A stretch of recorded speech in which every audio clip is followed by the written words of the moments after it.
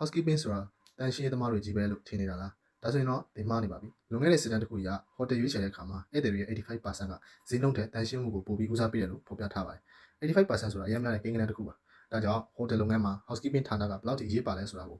ရှင်းရှင်းလင်းလင်းမြင်သာစေပါတယ်ဒီဌာနတွေကဘာတွေလုပ်တာလဲဘယ်လိုမျိုး career opportunities တွေရနိုင်လဲဆိုတာကိုဒီဗီဒီယိုလေးမှာဆက်ပြီးတော့ရှင်းပြထားပါတယ် housekeeping ဆိုတာဟိုတယ်စေးရုံဒါမှမဟုတ်တဲခိုရလိုနေရာတွေမှာဧည့်သည်တွေနောက်ပြီးတော့ဝန်ထမ်းတွေအတွက်တန်ရှင်းတက်ရမှုတက်တောင့်တက်တာရှိမှုတို့ကိုအဓိကဆောင်ရွက်ပေးတဲ့ဌာနတစ်ခုဖြစ်ပါတယ်သူတို့အလုပ်ကတန်ရှင်းလုပ်တာကြက်တိုက်တာတွေမကဘဲနဲ့ဧည့်သည်တွေရဲ့အခန်းတွေဧည့်သည်အသစ်တွေအတွက်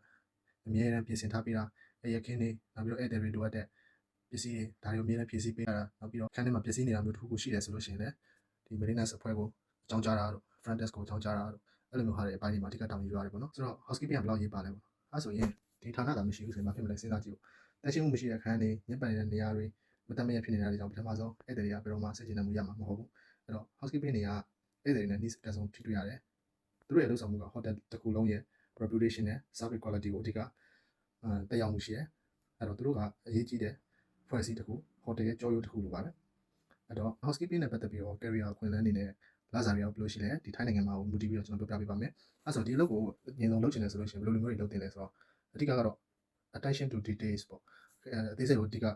queue site လုပ်တတ်တဲ့သူနောက်ပြီး organized person တက်တက်ရရလောက်ကိုင်းနိုင်တဲ့သူနောက်ပြီး hard working သမားတွေကိုစူးစမ်းလောက်ကိုင်းလို့ရှိတဲ့ဒါတွေဒီလိုမျိုးတွေကဒီအလုပ်နဲ့တင်လျော်ပါတယ်အဲ့တော့ဒီအလုပ်ကအမြင်မှာတော့ရိုးရိုးရှင်းရှင်းတန်ရှင်းသမားတယောက်အနေနဲ့စတင်ရတယ်ဆိုပေမဲ့အလုပ်ကိုင်းလမ်းကြောင်းကတော့ကြီးပါပါတယ်အဲ့တော့ဒီအလုပ်ကနေပြီးတော့ဘယ်လိုမှမဖြစ်နိုင်လဲဆို room attendant နောက်ပြီးတော့ supervisor ဖြစ်နိုင်တဲ့ assistant housekeeper executive housekeeper ဆိုပြီးတော့အစစ်အစင်ရာထူးတိုးသွားဖို့အတွက်အခွင့်အလမ်းတွေရှိပါတယ်အဲ့တော့ဒီ hotel ကြီးရဲ့